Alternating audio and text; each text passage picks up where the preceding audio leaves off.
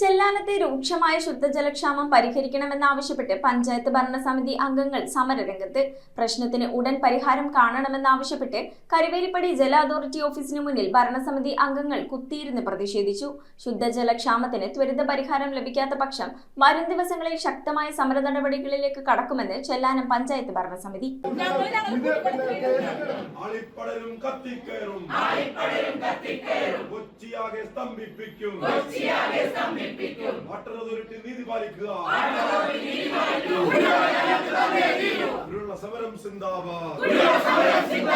ശുദ്ധജലക്ഷാമം ഉടൻ പരിഹരിക്കണമെന്ന ആവശ്യവുമായി കരുവേലിപ്പടി ജല അതോറിറ്റി ഓഫീസിൽ ചെല്ലാനം പഞ്ചായത്ത് ഭരണസമിതി അംഗങ്ങൾ കുത്തിയിരുന്ന് പ്രതിഷേധിച്ചു.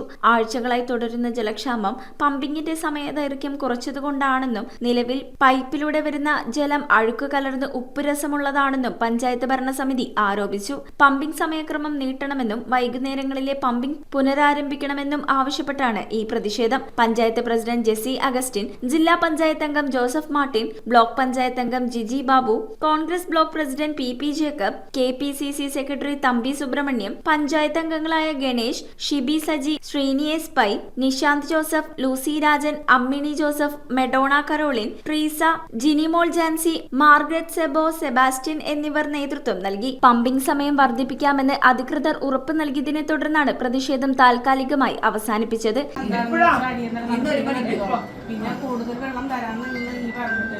ചെല്ലാനം പഞ്ചായത്തിലേക്കുള്ള കുടിവെള്ളത്തിന്റെ തോത് വെട്ടിക്കുറച്ച് അത് കണക്ട് ചെയ്ത ക്ലബിംഗ് മാറ്റി വഴിതിരിച്ചു വിട്ട വാട്ടർ അതോറിറ്റിയുടെ നിലപാട് തുടർന്ന് പഞ്ചായത്തിൽ കുടിവെള്ളക്ഷാമം രൂക്ഷമായതിനെ തുടർന്ന് പഞ്ചായത്ത് പ്രസിഡന്റും അടക്കമുള്ള ആളുകൾ വാട്ടർ അതോറിറ്റി AXC ഉപരോധിച്ചതിന്റെ അടിസ്ഥാനത്തിൽ ഇന്ന് 1 മണിക്ക് സൈറ്റ് വിസിറ്റ് നടത്താമെന്നും പഞ്ചായത്തിലേക്കുള്ള കുടിവെള്ള തോതിന്റെ പമ്പിങ് കൂട്ടി നൽകാമെന്നും അതോടൊപ്പം തന്നെ ആ പ്രശ്ന പരിഹാരത്തിന് ഈയുടെ ഭാഗത്ത് നിന്ന് 4:30 മണി മുതൽ 11:30 മണി വരെയുള്ള പമ്പിങ് ഫുൾ നിലവാരത്തിൽ തന്നെ പമ്പ് ചെയ്യാമെന്നുള്ള രേഖാമൂലമുള്ള ഉറപ്പിന്റെ അടിസ്ഥാനത്തിലാണ് താൽക്കാലികമായി ഈ സമരം അവസാനിപ്പിക്കുന്നത്. എന്നാൽ വരും ദിവസങ്ങളിൽ കൃത്യമായി വെള്ളം ലഭിച്ചില്ലെങ്കിൽ സമരം ശക്തമാക്കുമെന്ന് പ്രസിഡന്റ് ജെസി അഗസ്റ്റിൻ പറഞ്ഞു. News bureau, Kochi.